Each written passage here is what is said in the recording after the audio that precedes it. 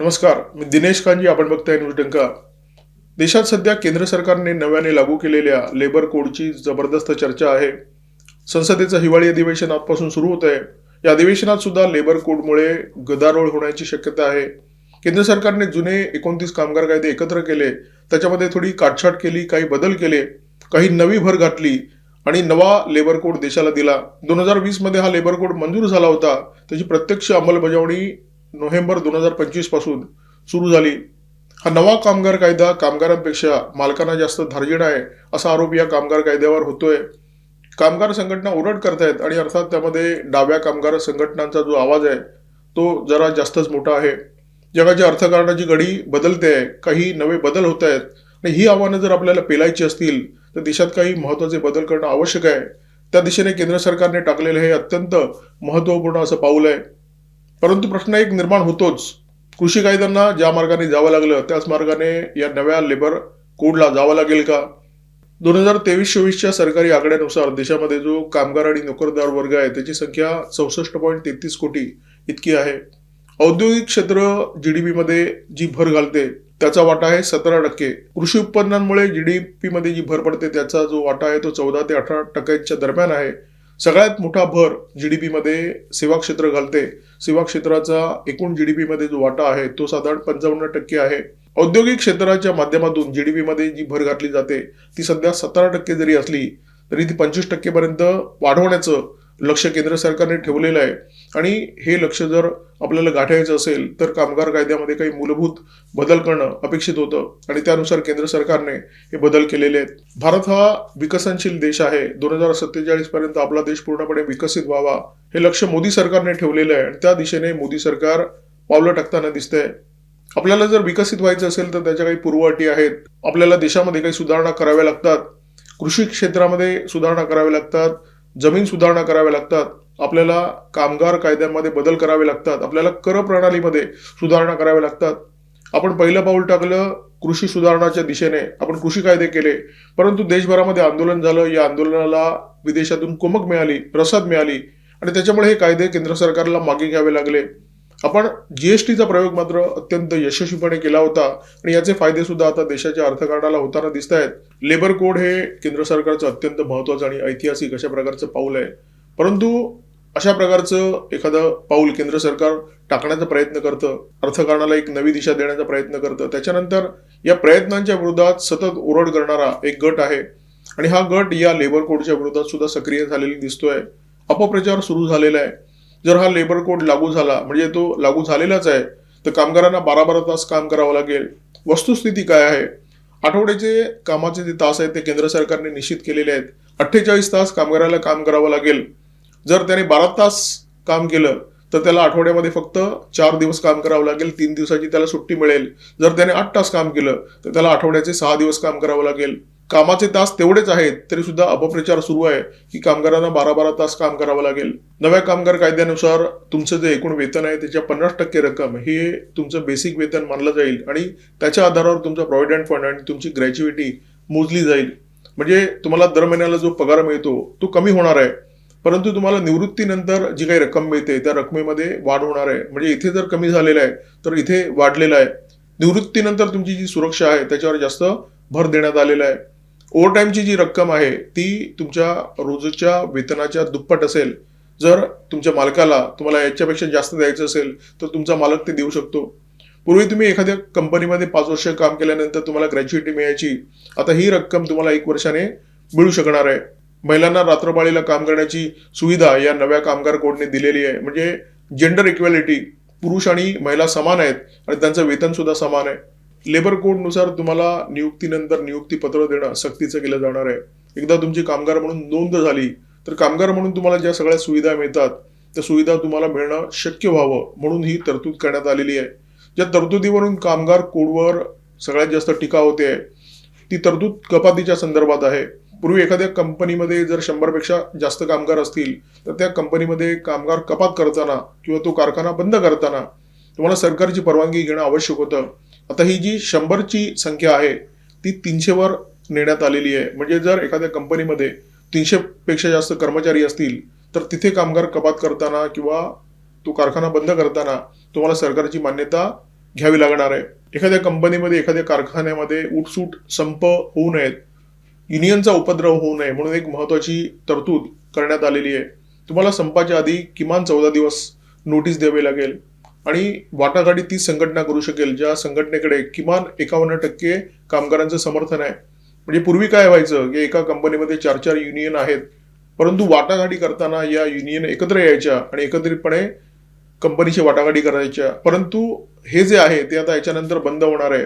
जर समर्थन असेल त्याच युनियनला वाटाघाटी करण्याचा अधिकार या कायद्याने दिलेला आहे. 2014 आणि 2019 मध्ये केंद्रात भाजपचं सरकार होतं, परंतु त्या सरकारमध्ये आणि 2024 मध्ये केंद्रात आलेल्या सरकारमध्ये नेमका आणि महत्वाचा फरक जर काय असेल तर या सरकारकडे स्वतःचं बहुमत नाहीये. पहिल्या 2 सरकारांकडे होतं आणि अशा परिस्थितीमध्ये नरेंद्र मोदी यांनी कामगार संघटना अंगावर येतील अशा प्रकारचा हा लेबर कोड यावर्षी लागू का केला? या प्रश्नाचं उत्तर केवळ एवढंच आहे की केंद्र सरकारचा जो दृष्टिकोन आहे तो सध्या तरी लोकप्रियतेकडे झुकणार नाहीये, तो व्यावहारिकतेकडे झुकणारा अशा प्रकारचा दृष्टिकोन आहे. मी तुम्हाला एक उदाहरण देतो. एखाद्या राज्याने घोषणा केली की शेतकऱ्यांना मोफत वीज दिली जाईल. मोफत वीज देण्याची घोषणा झालेली आहे, परंतु शेतकऱ्यांना देण्यासाठी वीजच नाहीये. म्हणजे 15 तास लोडशेडिंग आहे. ते शेतकऱ्यांना या घोषणेचा काहीच उपयोग नाहीये. त्यामुळे लोकप्रिय घोषणा करण्यापेक्षा व्यावहारिक घोषणा करणं कधीही उपयुक्त असतं. जर त्या राज्य सरकारने शेतकऱ्यांना नियमित वीज दिली, 24 तास वीज दिली, तर कदाचित शेतकऱ्यांना त्याचा जास्त फायदा होऊ शकेल आणि या विजेसाठी थोडे कमी परंतु पैसे फेडायला शेतकरी सुद्धा तयार असतील. सरकारचा दृष्टिकोन लेबर कोडबाबत प्रॅक्टिकल कसा हे मी तुम्हाला समजावून सांगतो. कारखाने आहेत म्हणून कामगार आहे. जोपर्यंत कारखाने निर्माण होत नाही तोपर्यंत कामगार अस्तित्वात येणं शक्यच नाहीये. त्याच्यामुळे कारखाने निर्माण होतील असा प्रयत्न केंद्र सरकारकडून सुरू आहे. कारखाना निर्माण कोण करणार? ज्याच्याकडे पैसा खर्च करण्याची क्षमता आहे, ज्याच्याकडे गुंतवणूक करण्याची क्षमता आहे, तोच कारखाने निर्माण करेल आणि तो कारखाने निर्माण करताना पैसा तेव्हाच गुंतवेल जेव्हा त्याला असं वाटेल की पैसे गुंतवून मला 4 पैसे फायदा होईल. आणि कामगार संघटनांची संपाच्या वाटाघाटी करायला आणि कामगारांच्या कटकटी सहन करायला कोण कारखाना निर्माण करत नाही, कोण गुंतवणूक करत नाही. जो पैसे गुंतवतो त्याला काय हवं असतं? त्याला फायदा हवा असतो आणि जर त्या फायद्याची हमी असेल तरच तो पैसा गुंतवू शकतो. आणि कामगारांना जशी नोकरीची हमी हवी असते तशी पैसे गुंतवणूक करणाऱ्या कारखानदाराला सुद्धा फायद्याची हमी हवी असते. त्यामुळे दोघांचं हित जोपर्यंत जपलं जात नाही तोपर्यंत कारखाना अस्तित्वात देणार नाही आणि कामगार सुद्धा अस्तित्वात देणार नाहीये. आणि हाच केंद्र सरकारचा व्यावहारिक दृष्टिकोन आहे. जिथे जिथे कामगार कायदे सुटसुटीत आहेत तिथे मोठ्या प्रमाणामध्ये गुंतवणूक केली. चीनचं उदाहरण आहे. चीनमध्ये विदेशी कंपन्यांनी गुंतवणूक का केली?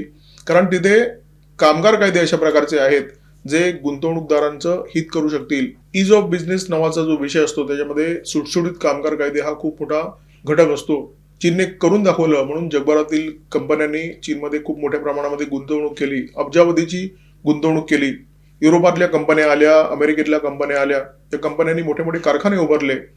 त्याचा फायदा या देशांना सुद्धा झाला, चीनला सुद्धा झाला. चीनचा खूप मोठ्या प्रमाणामध्ये विकास झाला. चीनची प्रतिमा जगाची फॅक्टरी म्हणून उदयाला आली.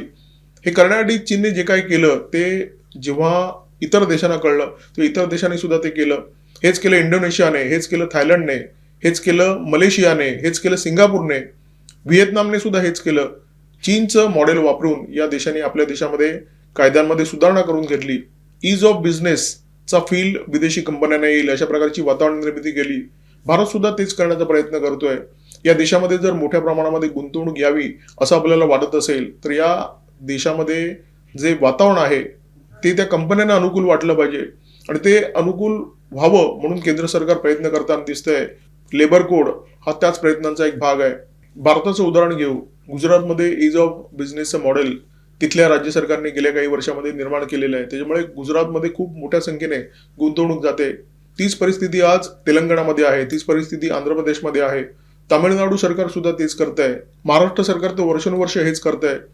परंतु पश्चिम बंगालमध्ये ही परिस्थिती नाही आहे. तिथे कोणती संस्कृती आहे? लाल बावटा संस्कृती, संपाची संस्कृती. म्हणजे जर तिथे गुंतवणूक गेली तर त्या गुंतवणूकदाराला कसं हुसकावून लावता येईल या दिशेने तिकडच्या कामगार संघटना सतत प्रयत्न करत असतात. टाटा मोटरने जेव्हा नॅनोचा प्रकल्प पश्चिम बंगालच्या सिंगूरमध्ये लावण्याचा प्रयत्न केला तेव्हा त्याला विरोध करणारं कोण होतं? मुख्यमंत्री ममता बॅनर्जी. टाटाला अक्षरशः पळ काढावा लागला. हा जो पूर्ण प्लांट होता तो उचलून त्यांना गुजरातमध्ये न्यावा लागला.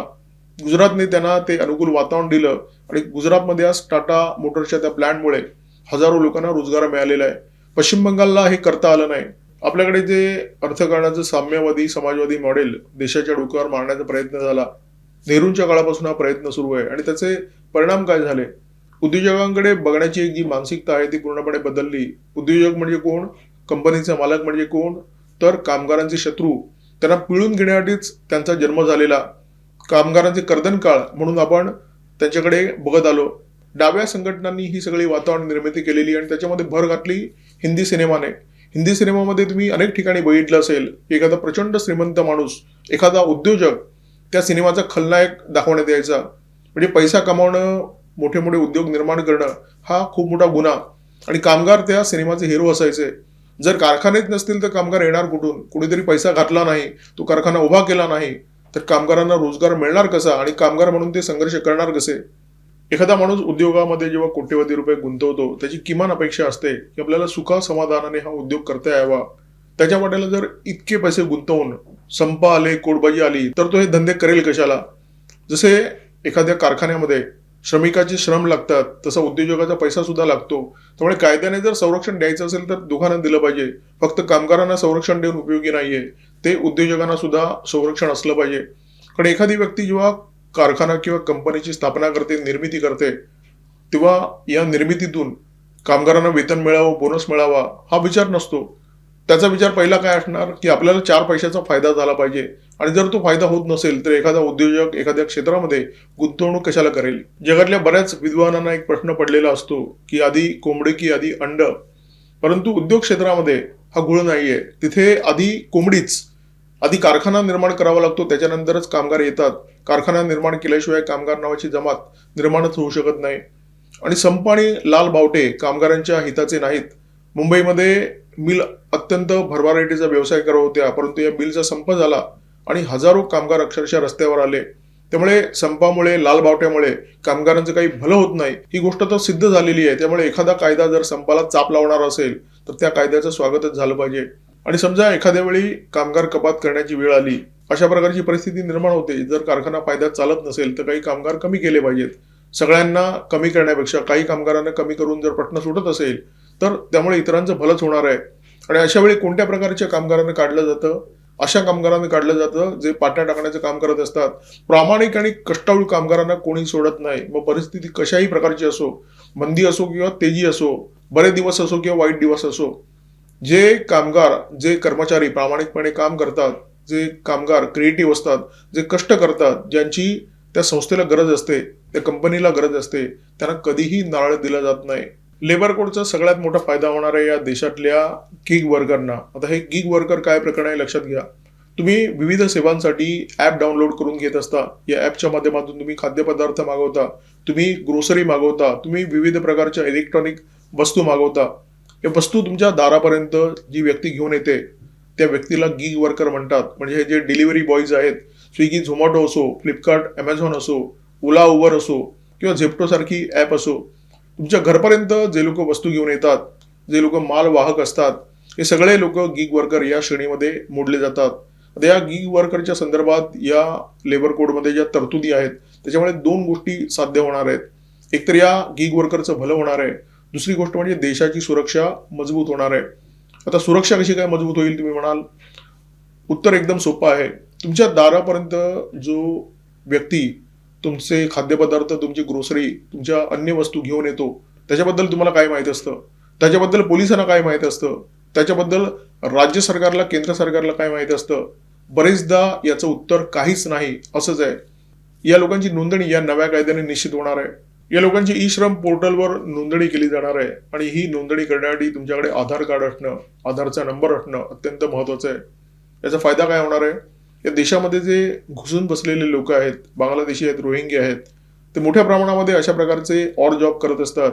ते रस्त्यावर फेरीवाले म्हणून वस्तू पण विकतात आणि या डिलिव्हरी बॉयचं काम करतात. अनेकदा ओला, उबर चालवताना दिसतात.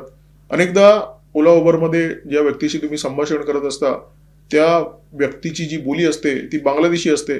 अनेकदा मी हे अनुभवलेलं आहे. तर या सगळ्या गोष्टीला चाप लावणारा हा कायदा आहे. कागज नाही दिखाएंगे हा माज इथे चालणार नाहीये.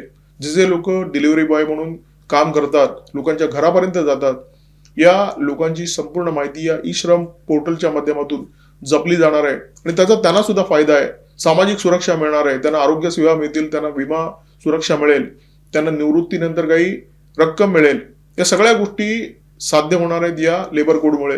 या देशामध्ये लाखो आणि कोट्यवधीच्या संख्येने जे घुसखोर घुसून बसलेले आहेत ते इथे का येतात? ते इथे रोजगारासाठी येतात. त्यांना माहिती आहे की इथे तुम्हाला रोजगार सुद्धा मिळतो, तुम्हाला पोटभर अन्न सुद्धा मिळतं. ही मंडळी या देशामध्ये रिचवली जातात, त्याचं कारण त्यांना इथे रोजगार मिळतो. हे प्रकार या नोंदणीमुळे बंद होणार आहेत, कारण तुम्हाला आधार कार्डचा नंबर द्यावा लागेल आणि पडताळणीमध्ये तो आधार कार्डचा नंबर योग्य आहे की अयोग्य आहे हे सुद्धा समोर येणार आहे. म्हणजे गिग वर्कर म्हणून जे घुसखोर इथे काम करतायत त्यांची पोलखोल करणारा हा कायदा आहे. त्यांची नोंदणी सक्तीची होणार आहे, त्याच्यामुळे त्यांची सगळी माहिती सरकार दरबारी उपलब्ध असेल. कागज नाही दिखाएंगे हा माज इथे चालणार नाहीये आणि त्याच्यामुळे या गिग वर्करचं भलं होणारच आहे, देशाचं सुद्धा भलं होणार आहे. जे घुसखोर या गिग वर्करच्या भूमिकेतून या देशातल्या तरुणांचा रोजगार हिसकावून घेण्याचं काम करतात, त्यांची या देशातून उचलबांगडी होण्यासाठी हा कायदा अत्यंत महत्वाचा आहे. त्यामुळे हा जो लेबर कोड आहे तो या देशातील उद्योग संस्कृती मजबूत करणारा आहे, श्रम संस्कृती मजबूत करणारा आहे. या देशाच्या अर्थकारणासमोर जी नवी नवी आव्हानं आहेत ती पेलण्यासाठी या देशाला समर्थ करणारा हा लेबर कोड आहे. त्याच्यामुळे याच्यावर खल तर झाला पाहिजे, याच्यावर चर्चा झाली पाहिजे. याच्यामध्ये जर काही चुकीच्या किंवा कमजोर तरतुदी असतील तर त्या बदलल्या सुद्धा गेल्या पाहिजेत. परंतु हा कायदा एकूणच या देशाच्या हिताचा आहे हे लक्षात घेऊन या कायद्याचं स्वागत झालं पाहिजे. या व्हिडिओमध्ये तुर्तास इथेच थांबतोय. व्हिडिओमध्ये माझ्यासोबत होते cameraman Omkar Bhagwat, video editor Ajay Shelke. Video जर आवडला असेल तर लाईक करा, शेअर करा, सबस्क्राईब करा, न्यूज डंक आणि बेल आयकॉन दाबायला अजिबात विसरू नका. नमस्कार, धन्यवाद.